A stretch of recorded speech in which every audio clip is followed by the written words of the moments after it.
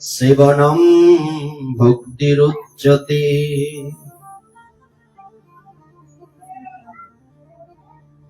সব শ্রোতা বৈষ্ণবেরে করি নমস্কার, সবে মিলে পদধূলি দেহ মস্তকে আমার। শুধু ভক্তমণ্ডলী, গতদিন আমরা আলোচনায় অগ্রসর হচ্ছিলাম মঙ্গলাচরণের কিছু শ্লোক নিয়ে, এবং মহৎ কৃপায় নতুন জীবন লাভ হয় এই বিষয়ে। এই তত্ত্বটা কি? আমাদের একবার জন্ম হয় মাতৃগর্ভ থেকে। সাউন্ডটা কম লাগে না? আচ্ছা, একবার আমাদের জন্ম হয় মাতৃগর্ভ থেকে, দ্বিতীয়বার জন্ম হয় শ্রী গুরুদেব যখন আমাদের দীক্ষা মন্ত্র প্রদান করেন, যাকে সাবিত্র জন্ম বলে। প্রথম যে জন্মটা, এটা হচ্ছে শুক্র জন্ম, আর গুরুদেবের দীক্ষা পাওয়ার পরে যে জন্ম তাকে বলে সাবিত্র জন্ম। নবজীবন কাকে বলে? কোন মৃত ব্যক্তি যদি হঠাৎ করে জেগে উঠে কেমন হবে? কিংবা মৃত্যু পথযাত্রী কোনো ব্যক্তি, ডাক্তার বলে দিয়েছেন ভালো মন্দ যা খাওয়ানোর খাইয়ে নিও, আর মাত্র সর্বোচ্চ 15 দিন বাঁচবে, হয় কিনা এরকম? ওই অবস্থা থেকে সে যদি সুস্থ হয়ে পড়ে,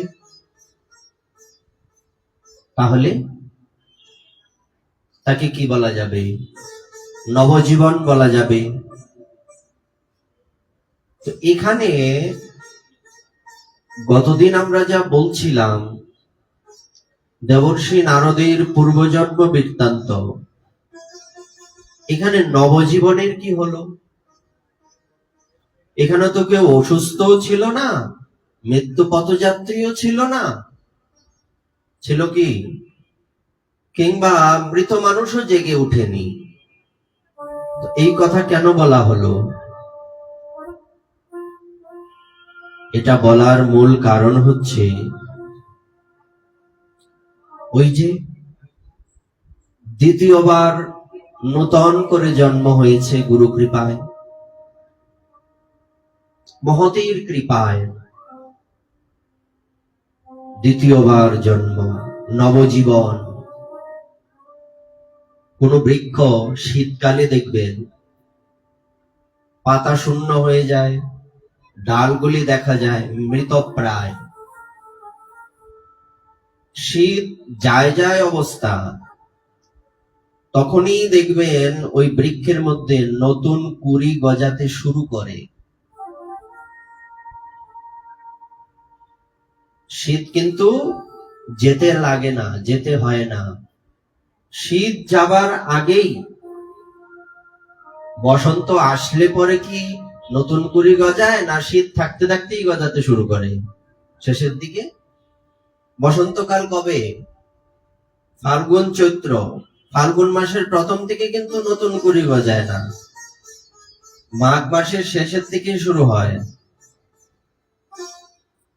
তেমনি নবজীবনের সূচনা গুরু দীক্ষার পরের থেকে শুরু হয় না,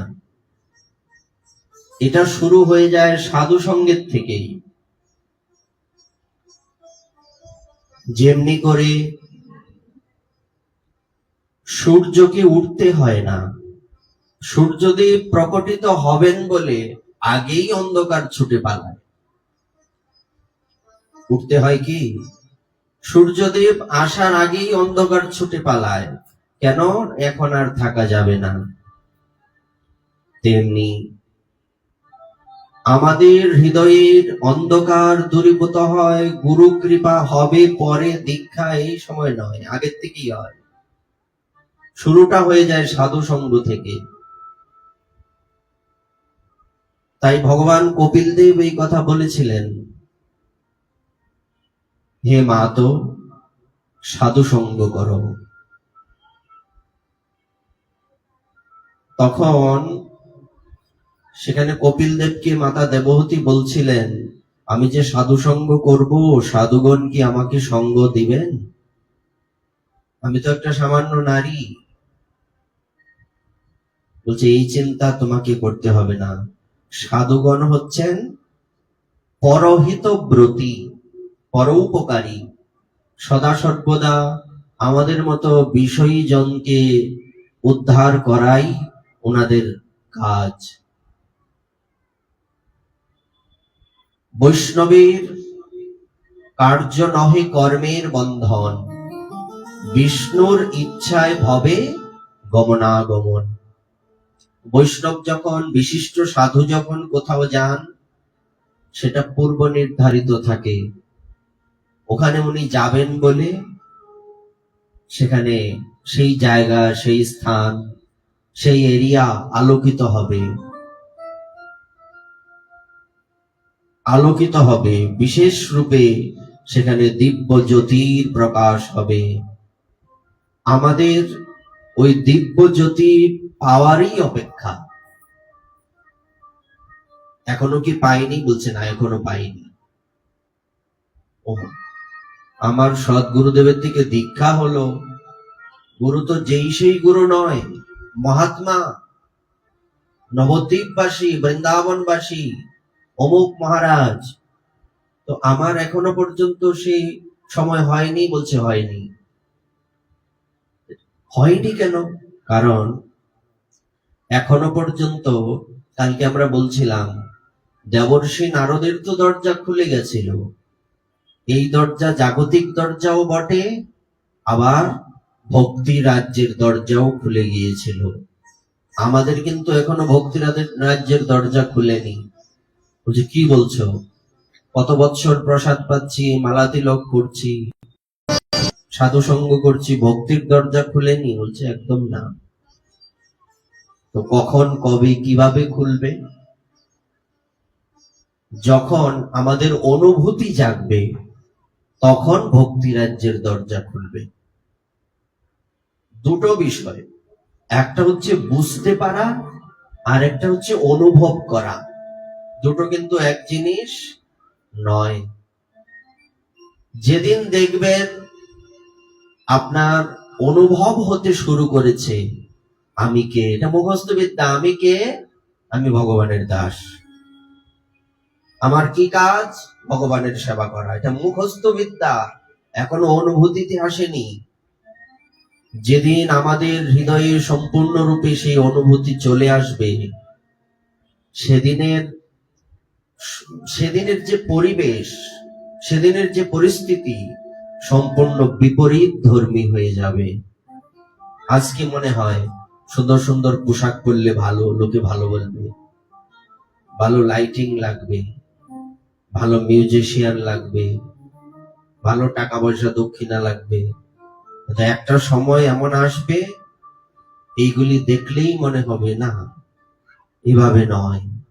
নিরিবিলি নির্জনে নিবৃতে, নিবৃত নিকুঞ্জে যাইয়া, অষ্টাঙ্গে প্রণত হইয়া, ডাকিব হা রাধানাথ বলি। ওই দিনটা হচ্ছে অনুভূতির দিন। সেদিন আমার ভক্তির দরজা খুলল। এখন কি অবস্থায় আছি আমরা? না, ভক্তি সাধনা আমরা করছি, কিন্তু ভক্তির যে দরজা সেটা খুলেনি। দরজার সামনে সব গিয়ে কিছু কিছু আটকে আছে। আচ্ছা, কখন দরজা খুলবে? দরজার সামনে কেউ এলে না দরজা খুলবে। তেমনি ভক্তির দরজা তখন খুলবে যখন দরজার সামনে আপনার সাধন ভজন জড়ো হবে, জমা হবে, জমা হতে থাকুক। এর মধ্যে আবার কিছু বাদও যাবে, সব তো আর হলমার্ক করা সোনা নয়, খাদ মেশানো সোনা হয়, 21 ক্যারেট 22 ক্যারেট হয় না। তো সম্পূর্ণ সোনা হয় যেটা হলমার্ক করা থাকে, চিহ্নিত করা থাকে। আর বাকি দেখবেন আগের দিনের পুরাতন সোনা বেশিরভাগই ওই সম্ভবত 16, 17 এরকম হয়। অনেক এটা খাদের মধ্যে সব সরে যায়, নষ্ট হয়ে যায়। তো ভজন করতে থাকি আমরা, জপ, আহ্নিক, সাধু সেবা, গুরু আজ্ঞা পালন করতে থাকবো। এর মধ্য থেকে যেটা সার হলমার্ক করা, যেটা ওটা ওই দরজার সামনে গিয়ে দাঁড়াবে, আর যেটা হলমার্ক করা নয় সেটা বাতিল হয়ে যাবে। এটা আমাদের দেশের আইনের মতো নয়, উল্টো পাল্টা আইন, বেশি কিছু বলা যাবে না, চাকরি থাকবে না। তো এই উল্টো পাল্টা আইন কিন্তু ওখানে নাই। ওখানে ঘুষ চলে না, ওখানে লোক বেশি হলে তাদের পক্ষে লোক কথা বলে না। ওখানে কি হবে? ওখানে একদম 100% পিওর বিচার হবে। বিচার করিলে চিত্তে পাবে চমৎকার। বিচারও করিয়া মনে, বিচারটা কোথা থেকে আসবে? ভক্তিরস আস্বাদনে মধ্যস্থ শ্রী ভাগবত পুরাণ। সব ঠাকুর মহাশয় একদম স্পষ্ট বলে দিয়ে গেছেন বিচারটা কোথা থেকে আসবে। সর্বত্র প্রমাণ দিবে পুরাণ বচন, মহাপ্রভু বলেছেন। তো ওইভাবে বিচার হবে। বিচার হতে হতে একদিন যখন সময় উপস্থিত হবে, অনুমতির দরজা খুলে যাবে, তখন আপনি আরো শান্ত হয়ে যাবেন, ঠান্ডা হয়ে যাবেন, কোনো দিকে মন যাবে না, একনিষ্ঠ হয়ে যাবেন। সেই দিনের অপেক্ষা আমরা সবাই বসে আছি সেদিনের জন্য। কবে হবে বলো সেদিনও আমার? অপরাধ ঘুচি, শুদ্ধ নামে রুচি, কৃপা বলে হবে হৃদয়ে সঞ্চার। কবে হবে বলো সেদিনও আমার? অপেক্ষা। সেটা 50 বছরেও হতে পারে, এই জন্মে নাও হতে পারে। এটা আমার চেষ্টার উপরে ডিপেন্ড করবে। পূর্বজন্মের স্বীকৃতি, এই জন্মের চেষ্টা, আর সবচেয়ে বেশি যেটা প্রয়োজন, স্বীকৃতিও নষ্ট হয়ে যাবে যদি সাধুচরণে অপরাধ হয়, সাধু কৃপা না হয়। স্বীকৃতি যদিও নষ্ট হয় না, ঢাকা পড়ে যায়, এটা হারিয়ে যায়, সুপ্ত হয়ে যায়, কিন্তু একটা সময় সেটা উঠবে, অপরাধ থেকে মুক্ত হলে উঠবে। নেহা বিক্রমণা সহস্তি প্রত্যবায় নবিদ্যতে স্বল্পমপি অস্য ধর্মস্য ত্রায়তে মহত ভয়াৎ। একদিন কি হবে? ওই যে ভক্তি যুগের যে অনুশীলন আপনি আমি আমরা সবাই করছি কম বেশি, এটা নষ্ট হবে না, সেটা টিকে থাকবে। সেটা এক সময় স্বীকৃতি রূপে আসবে। আপনার এখনকার এই জন্মের কিংবা এই কিছু বৎসরের সাধনা এই জন্মের শেষে কিংবা পরবর্তী জন্মে সেটা স্বীকৃতি হয়ে ধরা দেবে। এটাই স্বাভাবিক। দুধের থেকে যেমন মাখন হয়, ছানা হয়, তেমনি ওই সার বস্তু সেখানে স্বীকৃতি হয়ে ধরা দেবে। এটা নষ্ট হবে না, থেকে যাবে। তো আমরা কিন্তু এই কথাটাই বলবার চেষ্টা করছি, মহৎ কৃপায় নবজীবন লাভ। আমরা নবজীবনের অপেক্ষায় আছি। খাতা কলমে যেটা কি বলে, যেটা লেখা আছে যে কি দীক্ষা নেওয়ার পরেই তোমার নতুন জীবন শুরু হয়ে গেল, এটাই বাস্তব। কিন্তু অনুভূতির জন্য সেটা ভগবানের খাতায় এখনো পর্যন্ত উঠেনি। সেই দরজা খুললে তারপরে উঠবে। এজন্য হতাশ হওয়ার কিছু নেই, চলতে থাকো। আর সবচেয়ে বেশি যেটা প্রয়োজন, শরণাগতি। শরণাগত ভক্তের জন্যই ভগবান, তার দিকে তাকানোর জন্যই উনি বসে আছেন। যদিও ভগবান সবাইকে দেখছেন, কিন্তু বিশেষ রূপে কাকে দেখছেন? যিনি শরণাগত। 1000 বছর যুদ্ধ হলো, ওখানে ভগবান কি দেখেননি যুদ্ধ হচ্ছে? যখন গজেন্দ্র ডাকলেন তখনই উনি আসলেন কেন? মিলিয়ে নিন তো, কথাটা মিলে কিনা। উনি যে যুদ্ধ করে যাচ্ছেন, দেখুন সাধন ভজনটাও এক প্রকার যুদ্ধ। কিসের সাথে যুদ্ধ? মায়ার সাথে যুদ্ধ। এই যুদ্ধে কখনো মায়া জিতে যায়, কখনো আপনার ভজন যদি পাওয়ারফুল হয় সেটা জিতে যায়। সবসময় সমান হয় কি? প্রতিদিন হরিনাম করেন, এক এক দিনের আস্বাদন এক এক রকম না। আজকে মন বসেছে, কালকে বসবে না, কিংবা কালকে বসেছে পরশু নাও বসতে পারে। এরকম সদা সর্বদা চলতেই থাকে আমাদের। আমরা এই যে আমি একজন ব্যক্তি, যে আমরা বলি আমিত্ব, এই আমি হরিণ, আর এই হরিণের পাশে 6টা বাঘ ঘুরে বেড়াচ্ছে। পরিস্থিতি কেমন? কেমন অবস্থা? একটা হরিণ, বাঘ কয়টা? 6টা। তো আমরা হরিণ, আর আমাদের পাশে 6টা রিপু বাঘ বা সিংহের মতো গর্জে বেড়াচ্ছে। কখন ঘায়েল করে নেবে বলা যায় না। বড় বড় ঋষিমুনিগণের ফল ডাউন হয়ে গেছে, কত বড় বড় সাধুদের ভজন লুপ্ত হয়ে গেছে। স্বামী বিবেকানন্দ বলেছিলেন যে এই পৃথিবীরূপী সমুদ্রে বড় বড় জাহাজ ডুবে যায়, আর তুমি ডিঙি নৌকা নিয়ে পার হবে, লজ্জা হওয়া উচিত। বাস্তব। ডিঙি নৌকা পার হবে, কখন হবে? যদি শরণাগতি আসে। শরণাগতি কখন আসবে? শরণাগতি আসবে কখন? যখন তোমার আর কিছু থাকবে না, আমার আমি ধুয়ে মুছে সব যখন তোমার মাঝে ঘুচে যাবে, সেদিন আমার মৃত্যুটা সার্থক হবে। মরব কবে? মহাজনগণ বলেন না যে সাধন করো, ভজন করো, মরতে জানলে হয়।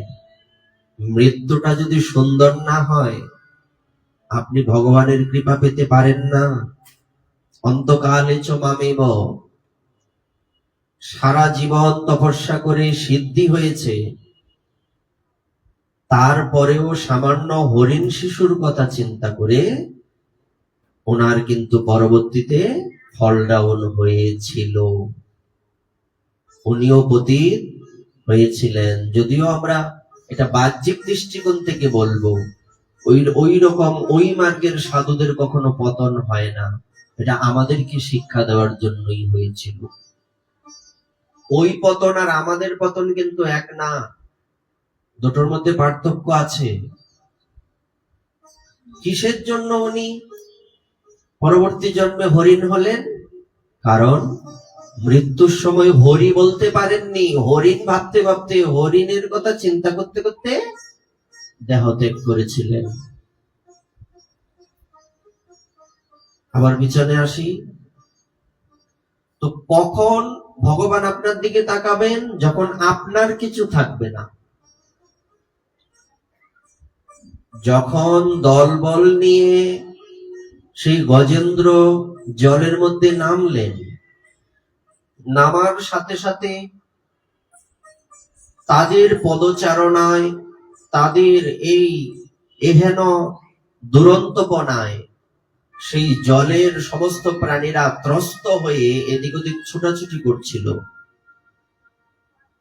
তারা তো ওই জলকেলি করতে লাগলো, স্নান করতে লাগলো। আর এদিকে ওই কুমিরটা, সেই কুমিরটা তার পায়ে কামড়ে ধরেছে। আর আমাদের গ্রাম্য ভাষায় একটা কথা বলে, কুমির যদি কাউকে কামড়ে ধরে, যদিও কথাটা কোনো বৈজ্ঞানিক প্রমাণ নেই, তাও বলছি যে কুমির যদি কাউকে কামড়ে ধরে তাহলে দিনে ডাক না দিলে সারে না। এরকম একটা আমাদের গ্রামে প্রচলিত কথা আছে। সেটা কি, যখন শব্দ হবে আকাশে তখন নাকি ছাড়ে। যদিও বৈজ্ঞানিক কোনো প্রমাণ নেই, কথার কথা বলা, মানে এটা যে বজ্রের সমান কঠিন কামড় এটা বোঝানোর জন্য বলা হয়েছে। আর যখন কামড়ে ধরেছে তখন কি মনে হয়েছিল গজেন্দ্রের? কি মনে হয়েছিল? তখন তার মনে হয়েছিল এটা কোনো ব্যাপার, ঠিক স্নান করছে, জলকেলি করে বেড়াচ্ছে, কামড়ে ধরেছে, তার কোনো ভূগ্রেপ নেই, সে তার কাজ করে যাচ্ছে। কিন্তু সময় যত গড়াবে, শাস্ত্র কি বললেন, আজ তোমার শরীরে শক্তি আছে, কাল থাকবে না।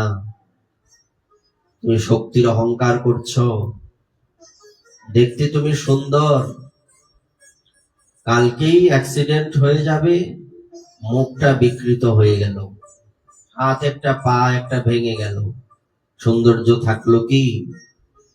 এই পৃথিবীর যত রকম সৌন্দর্য সবকিছুই তো ক্ষণস্থায়ী, আজ আছে তো কাল নেই, থাকবে না।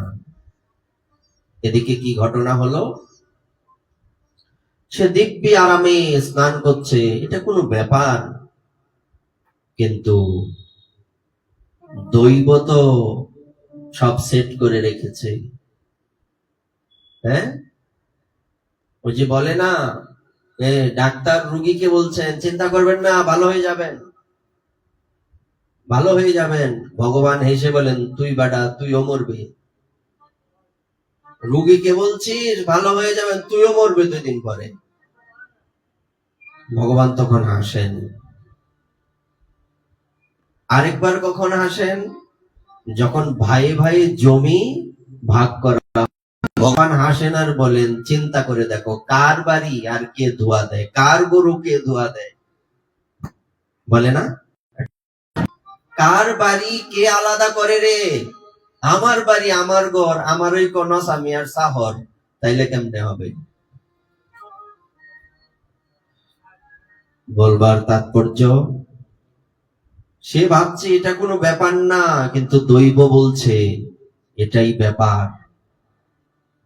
তুমি, তোমার কি কাউন্ট ডাউন শুরু হয়ে গেছে, আছে না, পিছন থেকে গণনা করা হয়, 90 যখন চলে যায় তারপরে 10-এর গণনা কি করে করা হয়, 10, 9, 8 এরকম কাউন্ট আউট হয় না, খেলাতেও দেখায় মাঝে মধ্যে। তো তোমার এই গণনা উল্টো গন্তি যাকে বলে, উল্টো গন্তি শুরু হয়ে গেছে। আর সে তখন বলছে যাক আমার তো স্নান শেষ, এইবার আমি উঠি, চলো উঠি। উঠতে যায় আর তো উঠতে পারে না। কেন? কারণ তার পায়ের মধ্যে সেই কুমির গ্রাহ কি করে রেখেছে, কামড় দিয়ে রেখেছে, ছাড়ছে না। আচ্ছা তোমরা উঠো, এইবার আমি দেখছি কি করা যায়, একে এক টান দেব, তাকে শুদ্ধা একদম আমি তীরে চলে আসব। যেই কথা সেই কাজ, হয়েছেও বটে। একবার হাতি টান দেয় কুমিরকে সহ ডাঙায় নিয়ে আসে, কুমির যখন টান দেয় হাতি সহ সে জলে চলে যায়। বিষয়টা চোর পুলিশ খেলার মতো হচ্ছে। শক্তি যখন, ওই যে বলছি, যখন যেটার শক্তি বেড়ে যায়, যখন আপনার সাধনার শক্তি বেড়ে যাবে তখন মায়ার শক্তি ক্ষীণ হবে। গীতাতে ভগবান বললেন না, 3টি গুণ আছে আমাদের সবার মধ্যে আছে, যখন সত্যগুণ বেড়ে যায়, রজতম ঢাকা পড়ে যায়, কমে যায় তাদের শক্তি, তেমনি বাকিগুলি এরকম সেট সিস্টেম। তো তেমনি যখন হাতির শক্তি বেড়ে যায় তখন কুমিরকে সহ ডাঙায় নিয়ে আসে, আর যখন কুমিরের শক্তি বেড়ে যায় তখন হাতিকে নিয়ে এসে জলে চলে যায়। ওই রকম চলছে চলছে 1000 বৎসর। ওই ভগবান তো তাকাননি তার দিকে, ভগবান সব দেখছেন। ওই তাকানো কোন তাকানো আমরা আগে বলেছি, সেই তাকানো সাধারণ মানুষের দিকে ভগবানের তাকানো আর শুদ্ধ ভক্তের দিকে তাকানোর মধ্যে পার্থক্য অবশ্যই আছে। তখন সেখানে এতদিন চলে গেল, জলে তো এমনিতেই কুমিরের শক্তি বেশি, আর ডাঙাতে না হাতির শক্তি বেশি। আমার এলাকাতে আমার পাওয়ার বেশি, আপনার এলাকায় তো আমাকে কেউ চেনে না, ওখানে তো আমি আমার পাওয়ার দেখাতে পারবো না। শেষে রাগারাগি হলে কি বলে, আমার বাড়ির দিক দিকে দিয়ে কোনোদিন যাস, তারপর দেখবি তোকে কি করি। হয় না এরকম? বিষয়টা এমন হলো আর কি।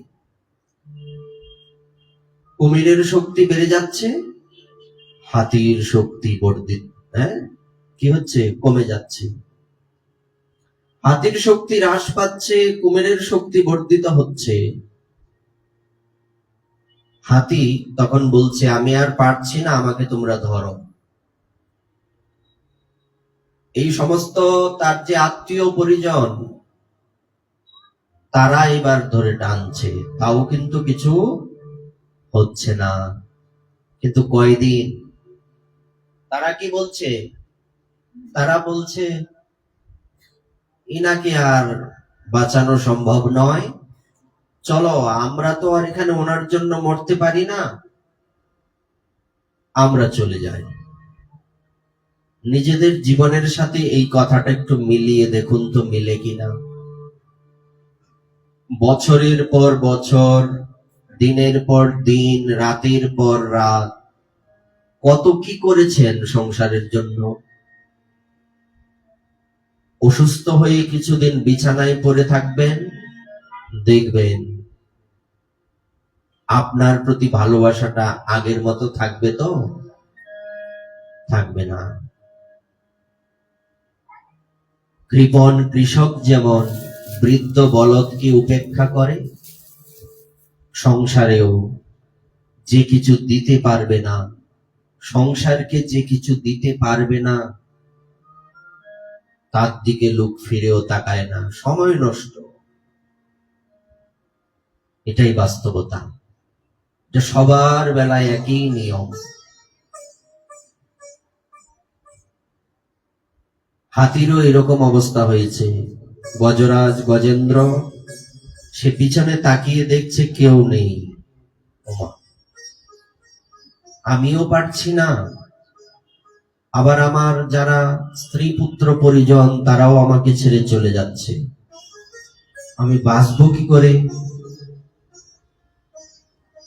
হঠাৎ তার মনে পড়ে গেল, বলছিলাম যে আপনি যে ভজন করেছেন, আপনি যে সাধনা করেছেন, সেটা কোনোদিন নষ্ট হবে না, নবিদ্যতে, নষ্ট হবে না, সেটা থেকে যাবে। এই গজেন্দ্র পূর্বজন্মে যিনি ইন্দ্রদ্যুম্ন রাজা ছিলেন, সেই ইন্দ্রদ্যুম্ন রাজা থাকাকালীন ওনার যে ভজন, সেই ভজনটা কিন্তু রয়ে গেছে। তখন তার সুকৃতির উদয় হয়েছে। দেখুন কখন ভগবানের কথা মনে হয়, যখন আপনি একা হবেন। বলে না একান্ত ভজন, একান্ত, আর কেউ নেই, আমি একা। যখন আপনি একা হয়ে যাবেন তখন ভজন করতে গেলে ওখানে আপনার ভগবানের কথা মনে হবে, আবার কেউ যখন আপনার থাকবে না, সেদিন ভগবানের কথা আপনার মনে পড়বে। গজেন্দ্রের সেই অবস্থাই হয়েছে। আজ সে বলছে, আজ তো আমার কেউ নেই। এতদিন আমার অনেকেই ছিল, আমাকে অনেকেই রক্ষা করেছে, আমার সেবা করেছে, কিন্তু আজকে আমাকে রক্ষা করার কেউ নেই। ওনার সেই পূর্বজন্মের স্তুতির কথা মনে হয়ে গেল। প্রভু, দেখো, তোমাকে কেউ সম্পদে স্মরণ করে না, বিপদে স্মরণ করে, নিদানে স্মরণ করে। সম্পদে স্মরণ করে না, কখন স্মরণ করে? বিপদে বা নিদানে, যখন কেউ থাকে না। আসলে সত্যি আমরা বড় অকৃতজ্ঞ যে ভগবান আমাদের নির্বিচারে নির্বিবাদে চন্দ্র সূর্যের কিরণ, মৃদুমন্দ পবন, এত কিছু প্রকৃতির মধ্যে দিয়ে দিয়েছেন। আমরা একবারও এটা চিন্তা করি না, চতুর্দিকে যা দেখতে পাচ্ছি আমার জন্যই। মানুষ তো সব প্রাণীকেই ব্যবহার করতে পারে, অথচ আমরা একবার ভাবি না ভগবান আমাদেরকে এত কিছু দিয়েছেন, ভগবানের আমাদের প্রতি কত কৃপা। কেন ভাবি না? না, ভাববো কেন? আমাদের যে হৃদয় চক্ষু, সেই চক্ষু অন্ধ হয়ে আছে।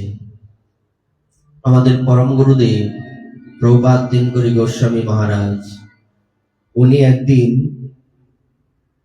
ওনার কয়েকজন শিষ্যদের নিয়ে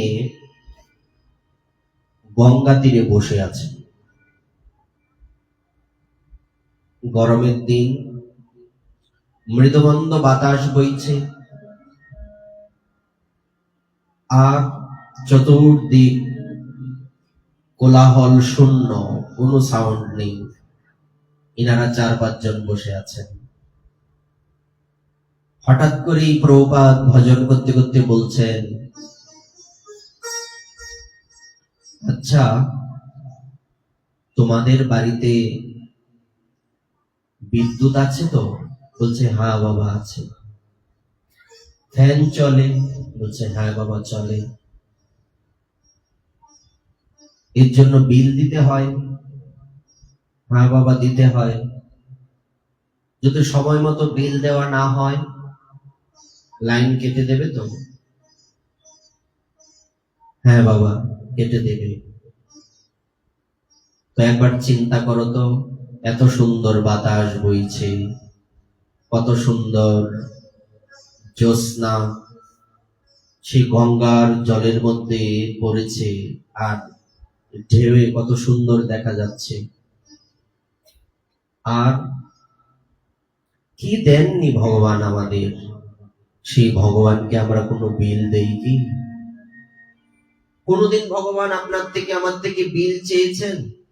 কাউকে পাঠিয়েছেন, যাও এর এত বৎসর হয়ে গেল বিল দিচ্ছে না? কাউকে কিন্তু পাঠানো হয়নি, কেউ আসেননি। দেখুন, আমরা মনে করি আমরা ভগবানকে ডাকি, ডেকে ওনাকে সন্তুষ্ট করি, তারপরে উনি কৃপা করে ওনার কাছে আমাদের নিয়ে যান। এর মধ্যে আরেকটা বাস্তবতা আছে, আমরা ভগবানকে যে ডাকি, সেই ডাকের মধ্যে ওই যে বলছিলাম খাদ মেশানো আছে। কিন্তু আমরা যতটুকু আরতি নিয়ে ভগবানকে ডাকছি, সেই ভগবান তার থেকে আরো হাজারো গুণ বেশি আরতি নিয়ে আমাদের ডাকছেন। মায়াবদ্ধ জীব তোমরা মায়াতে থাকবে কেন? তোমরা তো আমার চরণের দাস, তোমরা তো এখানে আনন্দে থাকবে, এখানে চলে এসো। কোন বাসার মধ্যে, পাখির বাসা,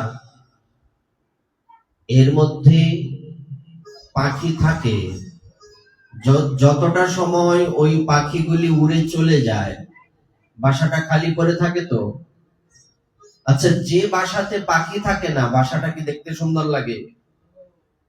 সুন্দর লাগে কি? আর আপনি হঠাৎ করে দেখলেন একটা ক্যামেরা নিয়ে ঘুরছেন, হঠাৎ দেখলেন একটা বাবুই পাখির বাসার মধ্যে দুটো পাখি মাথা বের করে বসে আছে, আপনি কি করবেন? ছবি তুলবেন, ভিডিও করবেন। আর যদি কোনো বাসা ওখান থেকে পড়ে যায়, ছবি তুলবেন না? তুলবেন কেন? বাসা কিসে সুন্দর? পাখি থাকলে বাসা সুন্দর। তেমনি ভগবানের চরণটা হচ্ছে আমাদের বাসা। ভগবানের চরণ তখনই সুন্দর যখন সেই চরণে আমরা থাকব। এটাই বাস্তবতা। ভগবান বসে আছেন, যদিও বাসা কথা বলতে পারে না, আমাদেরকে রূপকর্তে বোঝানোর জন্য বলা হচ্ছে। ওই বাসাটা সবসময় অপেক্ষায় থাকে কখন পাখিগুলি আমার কোলে ফিরে আসবে। যদি আমরা অন্তর্নিহিত তাৎপর্য খুঁজতে যাই, এখানে কিন্তু এই বিষয়টা পাবো। খালি বাসা মানে পাখিগুলি নাই, বাসা হাহাকার করছে কখন ফিরবে। তেমনি ভগবানও হাহাকার করেন, ভগবানও দুঃখ পান। ভগবান আমাদের ডাকছেন, মায়াবদ্ধ জীব, তোরা তো ওখানে থাকবার নয়, তোরা আমার কাছে চলে আয়, তোদেরকে ছাড়া আমি অপূর্ণ। বলুন তো, আমরা জানি ভগবান আনন্দময় স্বরূপ, সচ্চিদানন্দ ঘন বিগ্রহ। এটা অর্ধেকটা সত্যি। ভগবান সচ্চিদানন্দ স্বরূপ বটে, এটা হচ্ছে অর্ধেকটা সত্যি। দেখুন, যদি ভগবানের ভক্তগণ ভজন করছেন বলে ভগবান সন্তুষ্ট থাকেন, ভগবানের যে সন্তানগণ ভজন করছে না, মায়ার দ্বারা আবদ্ধ, তাদের জন্য ভগবান দুঃখেও থাকেন। ভগবানের একটা দিক যদি আনন্দময় হয়, আরেকটা দিক দুঃখময়। প্রদীপ চতুর্দিক আলোকিত করে, প্রদীপের তলায় অন্ধকার। তাই ভগবান সব সময় আনন্দময় থাকেন না, উনি দুঃখী হন। কেন? কারণ আমরা এই বিষয়ের মধ্যে ডুবে আছি, পড়ে আছি।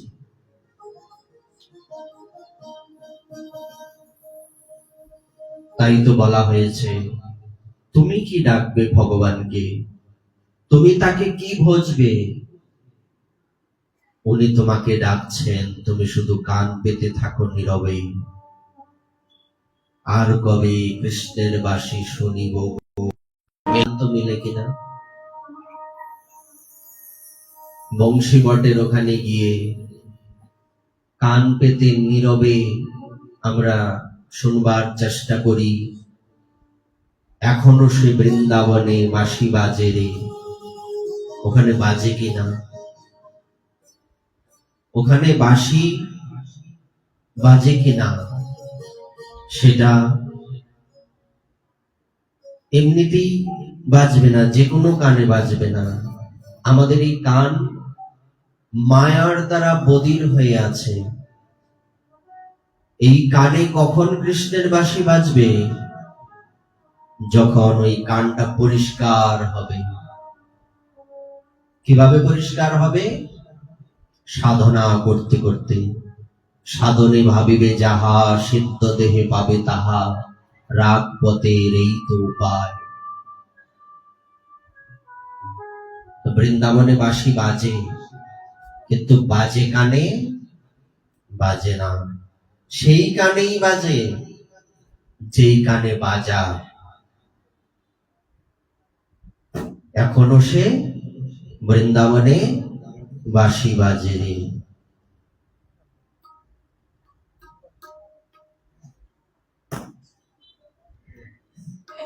এখনো সেই বৃন্দাবনে বাঁশি বাজে রে,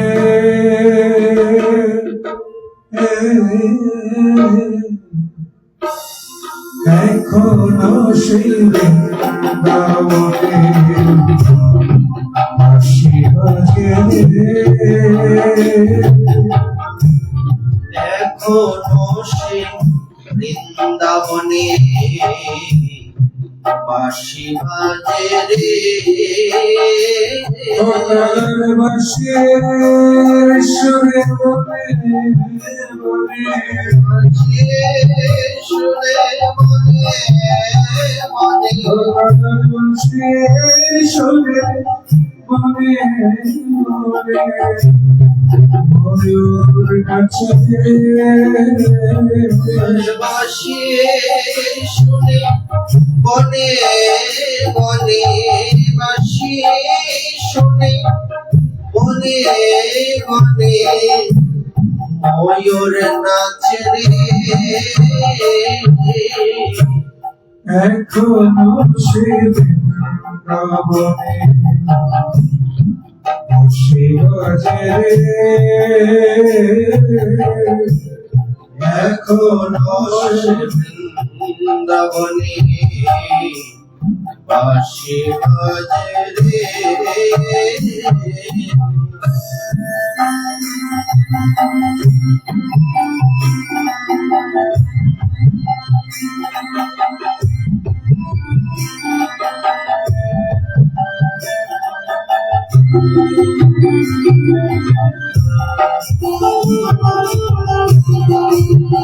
वृंदावन बिहारी लाल की, राधा रानी की जय हो।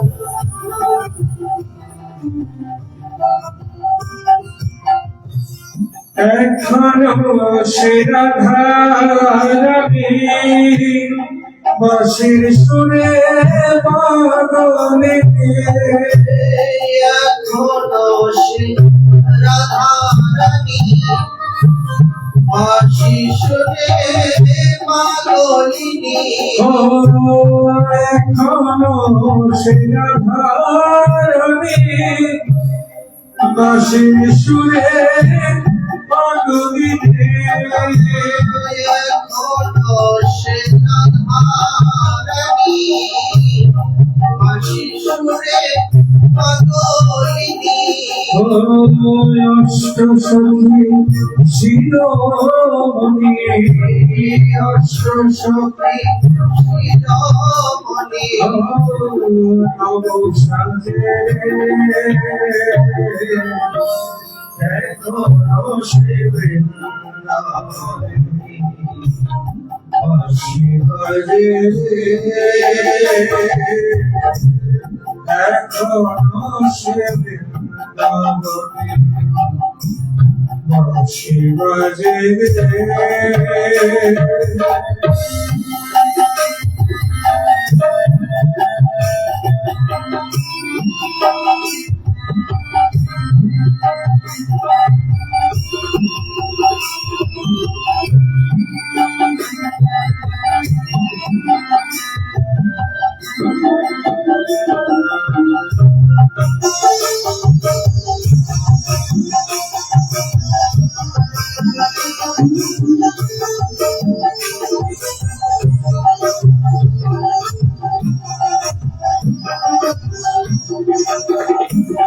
ও এখনো সে নীল যমুনা জলানিতে যায় লালনা, এখনো সে যমুনা জলনিতে যাই ললনা কদম তলে সেই ছলনা কদম তলে সেই ছলনা কৃষ্ণ আসে এখনো সে বাঁশি বাজে এখনো সে বৃন্দাবনে বাঁশি বাজে রে।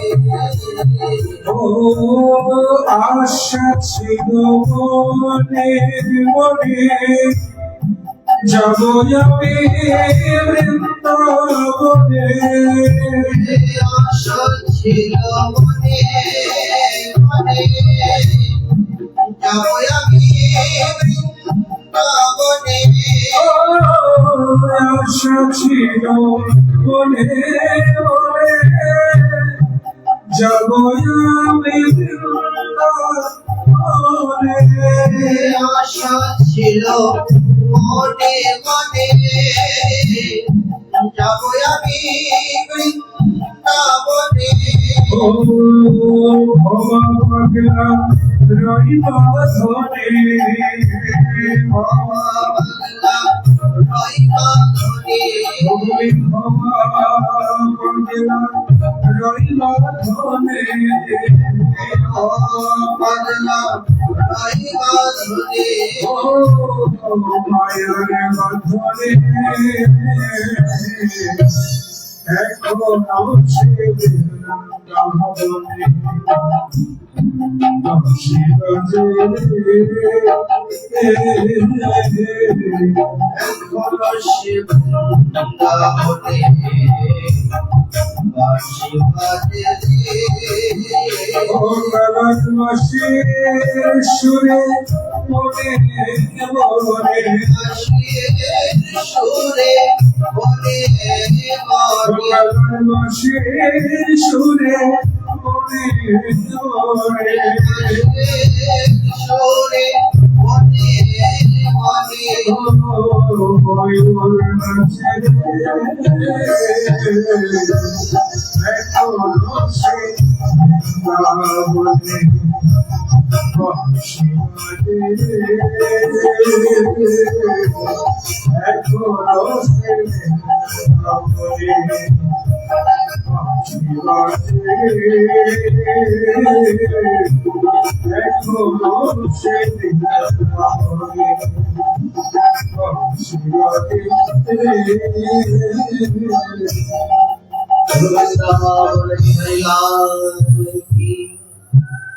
এখনো বৃন্দাবনে বাঁশি বাজে, কিন্তু আমাদের কানে কেন বাজে না?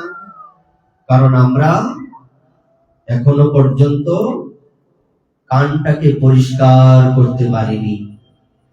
কান অপরিষ্কার হয়ে আছে জাগতিক কথা শুনে, অন্যের নিন্দা শুনতে শুনতে। ওটা পরিষ্কার করতে হবে। যেটা বলছিলাম, আমরা কখন ভগবানকে ডাকি? বিপদে পড়লে। কিন্তু আনন্দে থাকলে ভগবানকে আমরা ডাকি না। তাই যারা সাধু ছিলেন, আছেন, পরবর্তীতেও যে সাধুগণ আসবেন, ওনারা প্রত্যেকেই ভগবানের কাছে দুঃখ চেয়েছেন। এমনকি ভাবতে পারবেন না, কোন কোন সাধুবৃন্দ বলছেন, আমাকে মানুষও হওয়ার দরকার নেই, আমি যদি তোমার কৃপা পাই তবে আমি কীট হতেও রাজি আছি। কীটজনী হোক যথাতো আদাস, বহির মুখ ব্রহ্ম জন্মে নাগি আস। কীট হয়ে জন্মাবো যেখানে তোমার ভক্ত থাকবে, কিন্তু বহির্মুখ ব্রাহ্মণের ঘরেও জন্মাতে চাই না। চিন্তা করুন।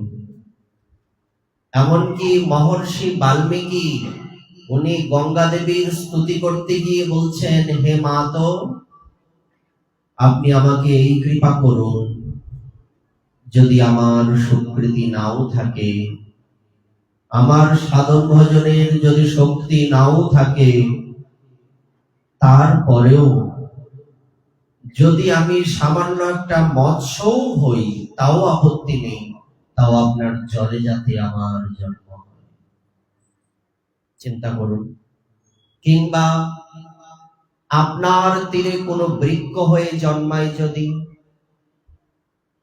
আপনার তীরের বৃক্ষের কোটরে থাকা কোনো পাখি হয়ে জন্মায় যদি, তাও আপত্তি নেই, কিন্তু আপনার সঙ্গ থেকে, আপনার থেকে যাতে দূরে যেতে না হয়, এই কৃপা করুন। ভক্ত সবসময় বাহ্যিকটা চান না, উনি চান না আমার অভ্যন্তর শক্ত থাকুক। আমি তোমার কাছে থাকলে পশু হই, তাতে কি? আচ্ছা, বলি মহারাজকে যে ভগবান আবদ্ধ করেছিলেন, এটা কি আবদ্ধ ছিল না মুক্তি দিয়েছিলেন বলুন তো? বলি মহারাজ আবদ্ধ হয়েছিলেন না ভগবান আবদ্ধ হয়েছিলেন?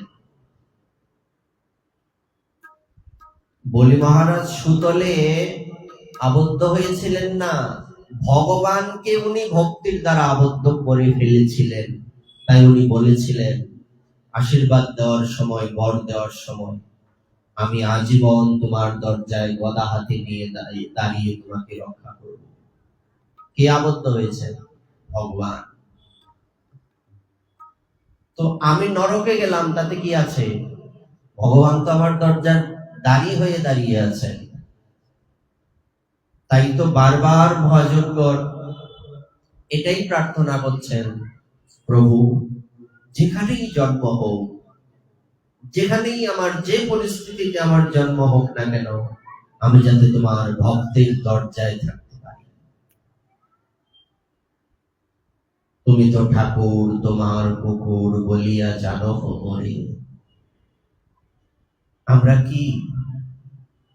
আমরা ভগবানের দরজার কুকুর, অনুভূতি নেই, দরজা খুলেনি তো, তাই সমস্যা।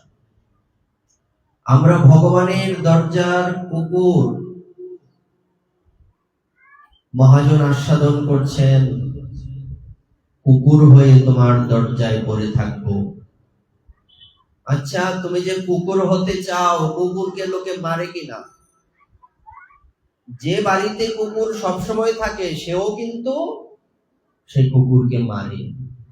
বলছে মার খাওয়ার জন্য তো বসা। কি বলছো? মাথা ঠিক আছে তো? বলছে সব ঠিক আছে, ভক্তের হাতের আঘাত তো কৃপা। কি করবে ওখানে থেকে? ওখানে থেকে পাহারা দেব, প্রতিপজনের আসিতে না দেব, রাখিব ঘরের পারে। ঢুকতে দেব না, বাইরের লোক ঢুকতে দেব না। খিদে পাবে না? খিদে পেলে কি করবে? অপেক্ষায় থাকবো, আমার প্রভু কখন আমাকে ডাকবেন। নাচিতে নাচিতে নিকটে যাইব, যখন ডাকিবে তুমি। তুমি ডাকলে নাচতে নাচতে তোমার কাছে চলে যাব। তোমার কোন সেবা সেটা আমি দেখব। আর ওই যে খিদে পেলে না, খিদে পেলে আমার প্রভু যখন প্রসাদ পেয়ে সেই প্রসাদের অবশিষ্ট অংশ বাইরে ছুঁড়ে ফেলে দেবেন, সেটা আমার জন্য মহাপ্রসাদ। আমি সেটা গ্রহণ করেই আমার দিন অতিবাহিত করব। প্রার্থনা এটাই হওয়া উচিত। কৃপা কিন্তু বেশি লাগে না। এই জন্য দেখবেন বলে যে একটু কণা কৃপা করো, বলে কিনা? কৃপা বেশি দরকার হয় না, এই এক ফোঁটা হোমিওপ্যাথিক ওষুধের মতো, বেশি লাগে না। এক ফোঁটা জিহ্বায় দিয়ে দিল, ব্যাস হয়ে গেল। এই জন্য দুঃখে থাকা ভালো। সেই সুখের মাথায় শিল পরো, যে সুখ পেলে তোমাকে ভুলে যেতে হয়। বলিহারি বা দুঃখ কি जो पल पल नाम रटाए, সেই দুঃখকেই তো প্রয়োজন। যেই দুঃখ পেলে অনবরত নিরবচ্ছিন্ন হরে কৃষ্ণ কৃষ্ণ কৃষ্ণ হরে হরে, রাম রাম রাম হরে হরে, রাধে রাধে জয় শ্রী রাম, নিতাই নিতাই গৌর গৌর হবে যাকে যে ভজনা করে। এই দুঃখই ভালো, যে দুঃখে থাকলে তোমার নাম হৃদয়ের মধ্যে আসে, জিহ্বায় আসে, তুণ্ডে তাণ্ডবে নিবেদনতে হরে কৃষ্ণ জিহ্বা নৃত্য করছে। দুঃখ ভালো, সেই সুখ দিয়ে কি করব? আচ্ছা বলুন তো, ওই দিন ভগবান শ্রীকৃষ্ণ দ্বারকাধীশ, উনি তো সুদামা বিপ্রকে বড় করে বিল্ডিং করে দিয়েছিলেন, উনি ওখানে থেকেছিলেন তো? থাকেননি কেন? কি জন্য থাকেননি? ওখানে গেলে তোমাকে ভুলে যেতে হবে, ওখানে যাব না, আমার ভাঙা গড়ি ভালো। ভাঙা গড়ি যখন বৃষ্টি পড়বে তখন তোমাকে ডাকবো, ঠিক মতো যখন খেতে পাবো না তখন তোমাকে ডাকবো। লোকে কখন খাবার ফেলে? ঘরে ভর্তি থাকলে ফেলে, আর না থাকলে কুড়িয়ে খায়। তো ভগবানকে অনুভব করতে হবে ওই পরিস্থিতিতে। বুঝছে? তাহলে ধনীরা কি ভগবান পাবেন না?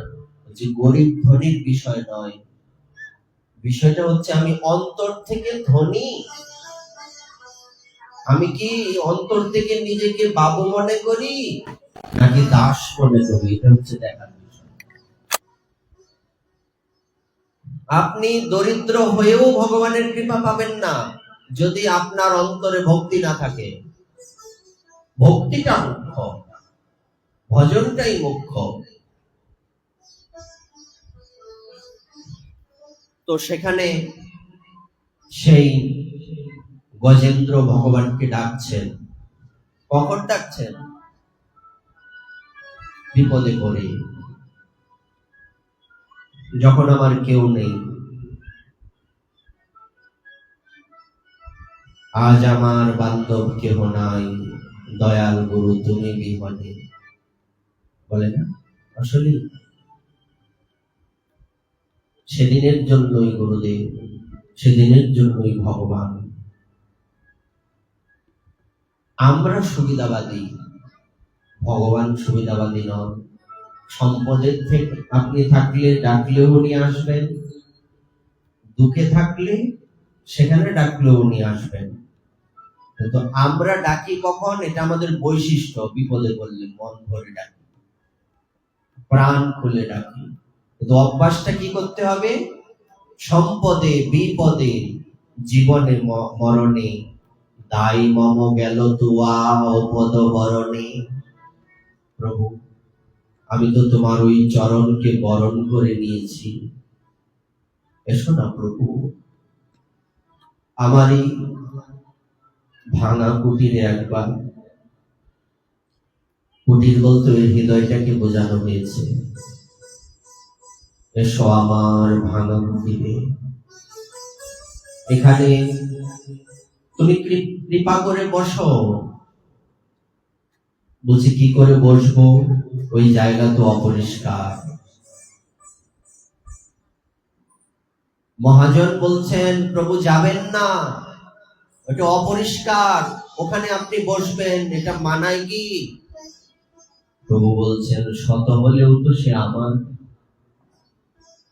সে আমাকে তার না ভাবো, আমি তো তাকে আমার ভাবি। সে আমার, সে আমাকে ছেড়ে দিলেও আমি তাকে ছাড়তে পারি না। গজেন্দ্র সেখানে ওই বিপদে পড়ে ডাকছেন, হে নিদান কালের বান্ধব, আমরা স্বার্থপর, জীব মাত্রই স্বার্থপর, সে ভগবানকে ডাকবে কেন? নিজের সুখেরই চিন্তা করবে। তো প্রভু গো, আমার লজ্জা হচ্ছে তোমাকে আজকে ডাকতে,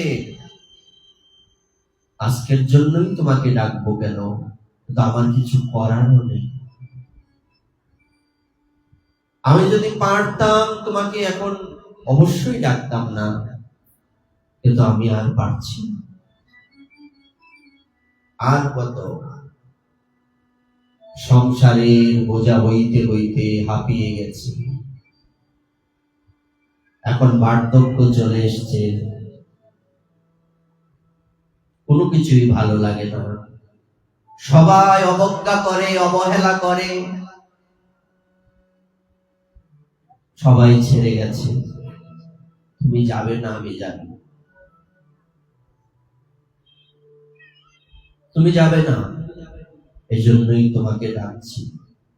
হে কৃপাময়, হে করুণা নিধান, যদি আমি কোনোদিন কোনো কালে তোমাকে একবারের জন্য মন থেকে ডেকে থাকি, তুমি আমার এই বিপদে আমাকে রক্ষা করো। গজেন্দ্র মনে মনে ভাবছে, বলছেও বটে, প্রভু আমার তো দুটো হাত নেই তোমার ভক্তদের মতো, শুনেছি তোমাকে দুহাত তুলে ডাকতে হয়, আমার তো হাত নেই প্রভু। দেখুন ভগবান আমাদের সবাইকে কত সুন্দর সুন্দর দুটো হাত দিয়েছেন। যার হাত নেই সে জানে হাত না থাকলে কি দুঃখ। এই হাত কেন দিয়েছেন ভগবান? এই হস্ত দিয়ে গুরুদেবের চরণে পুষ্প দেওয়া, ভগবানের চরণে তুলসী পত্র অর্পণ করা, ভগবানের জন্য রন্ধন করা, শৃঙ্গার তন্মন্দির মার্জনাদৌ, শৃঙ্গার করা, মন্দির মার্জন করা। কত সুন্দর চোখ দিয়েছেন, অনেকেই চোখে দেখেন না। রাস্তাঘাটে কতজন যারা ভিক্ষা করে, আপনাদের তো চোখ আছে, আমার তো দুটো চোখ নাই। এই দুঃখটা সেই বুঝতে পারে, আমরা বুঝবো না, আমাদের অনুভূতিতে সেটা আসবে না। তাই গজেন্দ্র বলছে, আমার দুটো হাতও নেই তোমাকে ডাকবো। প্রভু গো, একটা কথা আমি তোমার ভক্ত মুখে শুনেছি, যদি হাত নাও থাকে তাও তোমার কোনো আপত্তি নেই, আমার হৃদয়ের তো হাত আছে, আমি হৃদয় থেকে আজকে দুহাত তুলে তোমাকে ডাকছি। এই কৃপাময় শ্রীহরি, হে করুণা নিধান, হে ভগবান শ্রীহরি নারায়ণ, আপনি আমাকে এই বিপদ থেকে, এই আর্তকে রক্ষা করুন। যখন ডাকছেন, ভগবান গরুরকে বলছেন, গরুর চলো, আমার ভক্ত আমাকে ডাকছে। তখন গরুর উনি প্রস্তুত হয়ে ভগবানকে ওনার পৃষ্ঠদেশে আরোহণ করালেন। গরুর ছুটছেন, ভগবান শ্রীহরি নারায়ণ বলছেন, গরুর আরো তাড়াতাড়ি যাও, এত আস্তে কেন যাচ্ছ? গরুর আশ্চর্য হয়ে বললেন, প্রভু এই পৃথিবীতে যত প্রাণী রয়েছে, তোমার যত ভক্ত রয়েছে, যা রয়েছে এই পৃথিবীতে, সবার থেকে আমার গতি সবচেয়ে বেশি। আর তুমি আমাকে বলছো আরো তাড়াতাড়ি যেতে, এর থেকে তাড়াতাড়ি আমি যেতে পারি না। এর থেকে তাড়াতাড়ি কে যেতে পারে? তুমি যেতে পারো, তাই তো?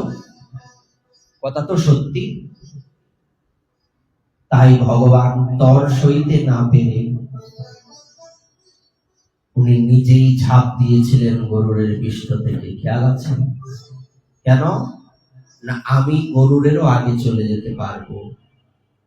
যখন গরুর আরোহণে ভগবানকে সেখানে গজরাজ দেখলেন, দেখার সাথে সাথেই চিন্তা করলেন ভক্ত ভগবানকে কিছু দেয়, আমার হাতও নেই দেওয়ার মতো, এই জলে এমন কিছু আমি দেখতে পাচ্ছি না যা তাকে দিতে পারবো, কি দেব? চতুর্দিকে তাকিয়ে দেখলেন একটি সুন্দর প্রস্ফুটিত পদ্ম, সুর দিয়ে পেঁচিয়ে ভগবানের সামনে ধরলেন, প্রভু আমার তো হাতও নেই, আমার তো হাতও নেই। আমি জানি, আচ্ছা কোন দ্রব্য কি মুখে ভগবানকে দেওয়া যায়? সেটা কি পবিত্র হয় না, কিন্তু বড় গজরাজের জন্য সেটা কি পবিত্র, আপনার জন্য পবিত্র, মুখেও দেওয়া যাবে। ওই পরিস্থিতিতে যদি আপনি যেতে পারেন, ভগবান আপনার ছোটাও খাবেন। কেন শবরী মাতার খাননি? গতবার বলেছিলাম ভগবান এটো খান, এটো খান বলেই তো ব্রহ্মার মাথা নষ্ট হয়ে গিয়েছিল। এই কেমন ঠাকুর এটো খায়? এ ভগবান হতে পারে না, এ সামান্য কোনো বালক, সাধারণ বালক। ভগবান সেই পুষ্পটাকেই ধরলেন, মহাজন আস্বাদন করছেন। সেখানে ভগবান শ্রীহরি শুধু গজেন্দ্রকে রক্ষা করেছেন এমনটা নয়, প্রত্যেক ভক্তকে উনি এভাবেই রক্ষা করেন। নমে ভক্তা প্রণশ্যতি, তুমি জোর গলায় বলে দাও অর্জুন, আমার ভক্তের কোনোদিন বিনাশ হবে না, কোনোদিন না। আর ভগবান সবসময় নিজেই চলে যান ভক্তকে রক্ষা করতে। হরিদাস ঠাকুরকে বলছিলেন না, হরিদাস তোমার মনে আছে তোমাকে 22 বাজারে বেত্রাঘাত করা হচ্ছিল? আজ্ঞে প্রভু মনে আছে। তখন তোমার ব্যথা হয়নি, ব্যথা পাওনি? বলছে না প্রভু, ব্যথা পাইনি। তো ব্যথা কেন পাওনি? কেন ব্যথা পাওনি? তখন হরিদাস ঠাকুর বলছেন, এটা তো প্রভু স্বাভাবিক কথা, আমি তোমার নাম করছিলাম তাই আমার গায়ে ব্যথা লাগেনি। আপনারা সবাই একমত না? হ্যাঁ, ভগবান দ্বিমত। ভগবান বলছেন তুমি যেটা বলছো এটা সত্য, কিন্তু অর্ধ সত্য। তো পূর্ণ সত্যটা কি প্রভু? যখন তোমাকে 22 বাজারে বেত্রাঘাত করা হচ্ছিল, তখন আমি সুদর্শনকে ডেকে বলেছিলাম, যাও এদেরকে মেরে ফেলো, আমার ভক্তকে রক্ষা করো। সুদর্শন গনগন করে ঘুরতে ঘুরতে তোমার এখানে গিয়েছিল তোমাকে রক্ষা করতে। কতক্ষণ পর ফিরে এলো, এসে বলছে, প্রভু আমি পারিনি। পারোনি মানে? আমার ভক্তকে তুমি রক্ষা করনি? বলছে না। কেন? আচ্ছা একটা কথা বলো, তুমি কি বলেছ তোমার থেকে তোমার ভক্ত বড়? তো আমাকে তুমি ওখানে পাঠিয়েছ হরিদাসকে যারা মারছে তাদেরকে বধ করার জন্য, আর হরিদাস বলছে এরা, এদের ক্ষমা করো প্রভু, এরা অবুঝ, এরা বোঝে না, আমি কার কথা মানব? তোমার ভক্ত যদি তোমার থেকে বড় হয়, তোমার কথার থেকেও তো তোমার ভক্তের কথা বড়। তা আমি যদি ওই ভক্তের আদেশ মেনে এখানে চলে আসি, আমি প্রকৃত কার আদেশ মানছি, তোমারই কিনা? ভগবান বলছেন তাই তো, এখন কি করি জানো হরিদাস? তখন আমি সহ্য করতে না পেরে, কোনো উপায় না পেয়ে তোমার পিঠের উপর শুয়ে পড়েছিলাম। সবগুলি আঘাত আমার গায়ে লেগেছে, তোমার গায়ে লাগেনি। হরিদাস বলছেন, প্রভু এই কথাটা জানতাম না, এটাই ভালো ছিল। আজকে যখন এই কথাটা জানতে পারলাম, পৃথিবীর মধ্যে যদি কোনো কেউ সবচেয়ে বড় অপরাধী হয়ে থাকে সেটা আমি। আমার জন্য তোমাকে ওই জবনদের আঘাত সইতে হলো। আমি এখনো বেঁচে আছি কেন? আমার কেন এখনো মৃত্যু হচ্ছে না? হরিদাস, প্রথমে তো হরিদাস ঠাকুর স্তব্ধ হয়েছিলেন, পরে বলছিলেন, হরিদাস তোমার বিশ্বাস হয় না? ভগবান নিজের পিঠটা খুলে দেখালেন। পিঠের মধ্যে সেই কালো হয়ে সেই দাগগুলি পড়ে। চিন্তা করুন তো, ভগবান শুধু গজেন্দ্রকেই রক্ষা করেন না, হরিদাস ঠাকুরকেই রক্ষা করেননি, উনি আমাদেরকেও রক্ষা করছেন, করবেন। ভগবান যদি রক্ষা না করতেন, চিন্তা করুন তো, নিজ নিজ জায়গা থেকে সবাই ভাবুন, আমরা এত অপরাধ করি, আমাদের অস্তিত্ব থাকার কথা? বলুন তো, আমি তো বুকে হাত দিয়ে বলতে পারি এত অপরাধ করি, তারপর উনি ক্ষমা করে দেন। আমি অপরাধ প্রবণ আর ভগবান ক্ষমাশীল। আমি অপরাধী হলেও তার চরণ থেকে আলাদা নই। তিনি আমাকে ছাড়বেন না, ছাড়লে হারিয়ে যাব। কোথায় কোন আস্তাকুরের মধ্যে পড়ে যাব আমরা কেউ জানি না। তাই প্রতিনিয়ত প্রতি মুহূর্তে আমাদের ভাবতে হবে, সত্যি তো আমাদের কেউ বান্ধব নেই। তাই তো বলা হয়েছে, প্রভু যেদিন আমার কেউ রবে না, যেদিন আমাকে রক্ষা করার কেউ রবে না, সেদিন আমায় দেখা দিও।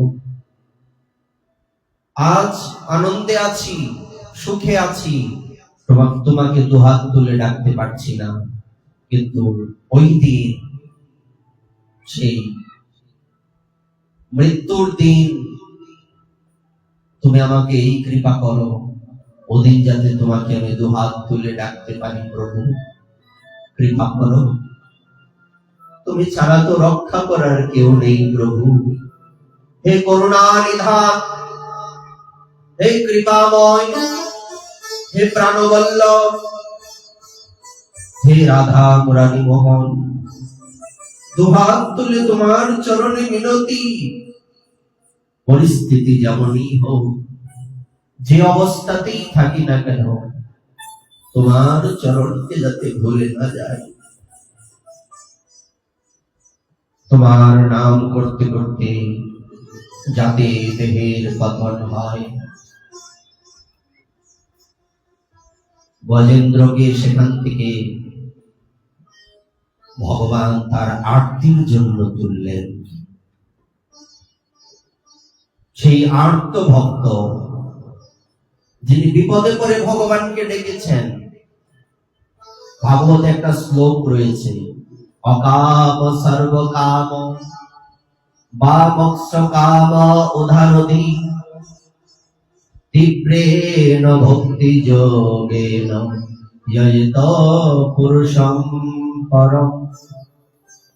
তোমার ভিতরে অনেক কামনা থাকো কিংবা কামনা না থাকো, তোমার মধ্যে মুক্তির কামনা থাকো, তুমি আর কাউকে ডাকবে না, তুমি কেবল তাকেই আরাধনা করো, সে অনাদিরাদি গোবিন্দের কাছেই চাও। উনি কি করবেন? অন্যান্য দেবদেবীগণ কি করেন? ওনারা আপনি যা চাইবেন তা সময় মতো ওনারা দিয়ে দেবেন আপনাকে, কিন্তু ভগবানের কাছে চাইলেই উনি দেবেন না। আমি বিজ্ঞ, অজ্ঞে বিষয় কেন দেব? সচরণামৃত দিয়া বিষয় ভুলাইব। তাই ওনার কাছে চাইবেন, কারণ উনি তো সবকিছুর মূল। যেমনি করে বৃক্ষের গোড়ায় জল দিলে পুরো বৃক্ষটাই সন্তুষ্ট থাকে, আলাদা করে পাতাতে ডালে শাখায় জল দিতে হয় না, তেমনি তেমনি একমাত্র গোবিন্দের চরণে শরণ গ্রহণ করলে আলাদা করে আর কারো চরণে শরণাগত হতে হয় না। অনাদিরাদি গোবিন্দ সর্ব কারণ কারণম। আমাদের একমাত্র রক্ষক কে? অনাদির আদি গোবিন্দ। আমরা সবাই বলবো, আমাদের একমাত্র রক্ষক কে? অনাদির আদি। জোরে বলতে হবে, আমাদের রক্ষক কে? পিছনের রক্ষক গোবিন্দ না, অন্য কেউ। আমাদের রক্ষক কে? গোবিন্দ ছাড়া আমাদের আর কেউ রক্ষক নেই। অনাদির আদি গোবিন্দ দেব কি বৃন্দাবন বিহারী লাল কি। শ্রী কৃষ্ণ গোবিন্দ হরে মুরারে, হে নাথ নারায়ণ বাসুদেবা। শ্রী কৃষ্ণ গোবিন্দ হরে মুরারে, হে নাথ নারায়ণ বাসুদেবা। শ্রী কৃষ্ণ গোবিন্দ হরে মুরারে, হে নাথ নারায়ণ বাসুদেবা। হে নাথ নারায়ণ বাসুদেবা, হে নাথ বাসুদেবা, হে নাথ নারায়ণ বাসুদেবা, হে নারায়ণ বাসুদেবা।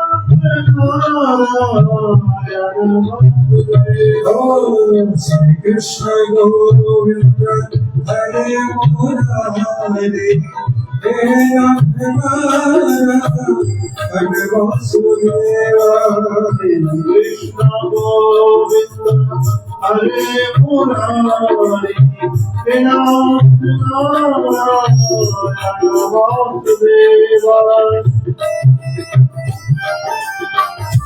গোবিন্দ দেব ভগবান কি, রাধা রানী কি।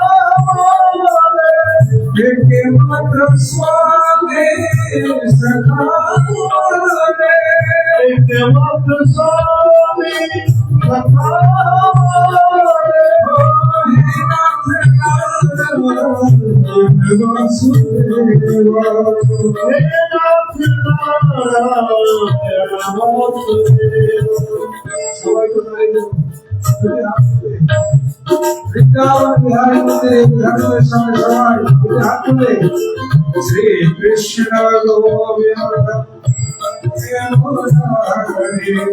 হে নাথ নারায়ণ বাসুদেবা।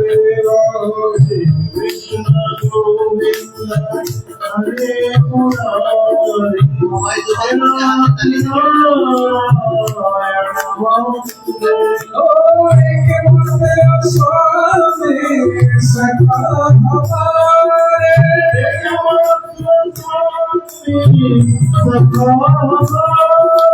हमारे, स्वामी सखा हमारे,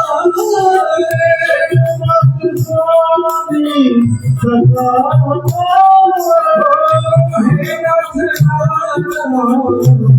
Vasudeva,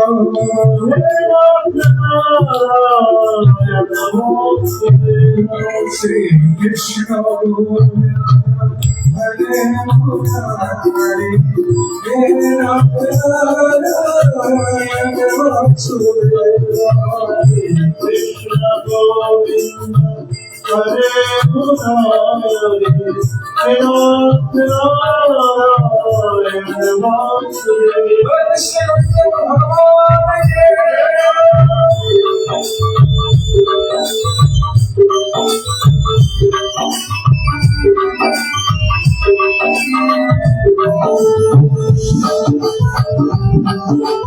Murari Krishna Govinda Hare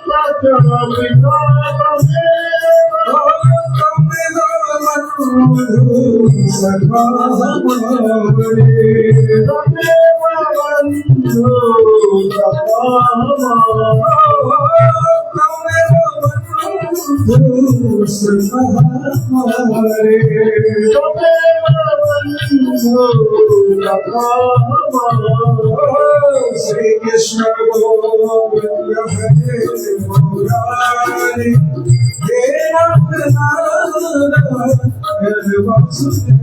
Murari Krishna Govinda Hare Murari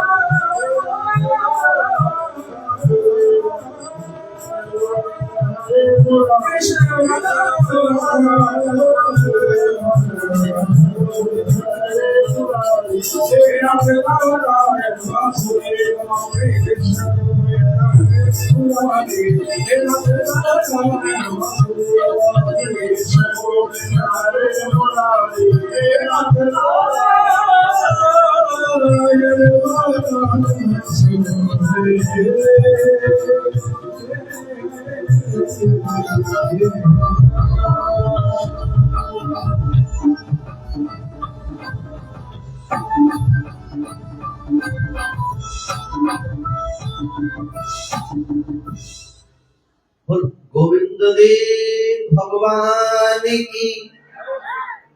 আমাদের উদ্ধারের একমাত্র ব্যক্তিত্ব হচ্ছেন ভগবান শ্রীহরি গোবিন্দ। উনি ছাড়া আমাদের রক্ষক আর কেউ নেই। তো সেই গজেন্দ্রকে সেই জলের থেকে তুলে এনে ওনাকে রক্ষা করার কথা, প্রথম ওনাকেই উদ্ধার করবেন। কিন্তু শ্রীহরি কি করলেন? কাকে রক্ষা করলেন? আগে উদ্ধার কাকে করলেন? কুমিরকে আগে উদ্ধার করলেন। কুমিরের দাঁত কপাটি দুটো ধরে দুভাগ করে দিলেন। মুহূর্তের মধ্যে দিব্য দেহধারী এক পুরুষ বেরিয়ে এসছে। প্রভু, আপনার কৃপাতে আজকে আমার অভিশাপ মোচন হলো। আমি শুধু কি করতাম, ছেলেবেলায় ওই সাধুরা যখন স্নান করতেন সাধুদের চরণ ধরে জলের তলায় গিয়ে টানাটানি করতাম। তখন সাধু অভিশাপ দিয়েছেন, কুমিরের মতো টানছিস, যা কুমির হয়ে যা। যখন আমি ওনার চরণে আত্মনিবেদন করে বললাম আমার অপরাধ ক্ষমা করুন, বলছে আমি যে অভিশাপ দিয়েছি সেটা তো ফিরিয়ে নেওয়া যাবে না, তবে হ্যাঁ তোকে একটা বুদ্ধি দিই। ওই যে পায়ে ধরে টানাটানি না, এটা অভ্যাসটা ছাড়িস না।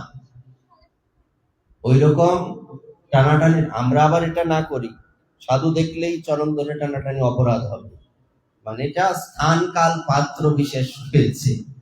তো এই অভ্যাসটা ছাড়বি না। তো এক সময় ইন্দ্রদ্যুম্ন রাজা যখন হাতি হয়ে জন্মাবে, তখন তার পায়ে তুই কামড়ে ধরবি, আর তার স্পর্শে ভগবান শ্রীহরি নারায়ণ তোকে উদ্ধার করবে। এবং তাই হলো, উদ্ধার করলেন। আর সেই গজেন্দ্রকে উনি, এখন প্রশ্ন হচ্ছে তাহলে তো সাধুর পায়ে কামড়ে ধরাই ভালো, সাধুর পিছনে লাগাই ভালো, তাই না? ভালো না? আচ্ছা, এই যে গন্ধর্বের মুক্তি হয়ে গেল পায়ে কামড়ে ধরার কারণে, সে কোথায় গিয়েছে? ভগবানের কাছে? বলেন তো কোথায় গিয়েছে? আবার ওই গন্ধর্ব লোকেই গিয়েছে। কিন্তু ওই গজেন্দ্র কোথায় গিয়েছে? সে ভগবান শ্রীহরির সাথে বৈকুণ্ঠে গিয়েছে। তা আমরা কেন যাব আবার ওই সাধুর সাথে ঝগড়া করতে, আবার গিয়ে পৃথিবীতে আসতে হবে, কিংবা আবার কোথায় গিয়ে জন্ম নিতে হয়? এইসব করব না। মানে শুধু দৃষ্টান্তটা এখানে এটাই দেওয়া হয়েছে যে সাধুর চরণকে আশ্রয় করে থাকো, আর কিছু না। যদি সাধুর চরণকে কেউ আশ্রয় করে থাকতে পারে, তার কোনোদিন বিনাশ হবে না। ভগবানের চরণ আশ্রয় করলে বিনাশ হলে হতেও হয়েছে, হয়নি? কার হয়েছে বলুন তো? জয় বিজয়ের হয়নি? তারা কি ভগবান শ্রীহরির আশ্রিত ছিলেন না? হলো কেন? সাধুদের চরণে অপরাধের কারণে। এমনটা যদি হয়, বাবা বলতেন যে কারো গুরু 80% বিশ্বাস আর ভগবানের প্রতি 100% বিশ্বাস, যে ভগবান পাবে না। আর কারো গুরুদেবের প্রতি 120% বিশ্বাস আর ভগবানের প্রতি 80% বিশ্বাস, সে ভগবান পাবে। বলবার অর্থ হচ্ছে ভগবানের চরণে অপরাধ হলে সেখানে মুক্তি হয়, কিন্তু সাধুর চরণে অপরাধ হলে ভগবানও সেখান থেকে তাকে রক্ষা করতে পারেন না। এজন্য কি বলছে, কৃষ্ণ রুষ্ট হলে গুরু রাখিবারে পারে, গুরু রুষ্ট হলে কৃষ্ণ রাখিবারে নারী। মাঝখানে একটা তত্ত্ব রয়ে গেছে, এটা বলে বিশ্রাম দেব, তারপর কীর্তন হবে। কেউ যাবেন না, আজকে তো তাড়াতাড়ি ছেড়ে দিয়েছি। তো কার কথা বলছিলাম আমরা মাঝখানে? ভুলে গেলে হবে না। হরিণ হয়েছিলেন কে? ভরত মহারাজ। উনি হরিণ হয়েছেন, কালঞ্জর পর্বতে ওনার জন্ম হয়েছে, কিন্তু পূর্ব জন্মের কথা ওনার ঠিক মনে আছে। উনি সেই কালঞ্জর পর্বত থেকে আবার যেখানে ভজন করতেন, গণ্ডকী নদীর তীরে কোলহাশ্রম, নেপালে যেটা পড়েছে, যেখানে শালগ্রাম শিলা পাওয়া যায়, ওখানে চলে এলেন।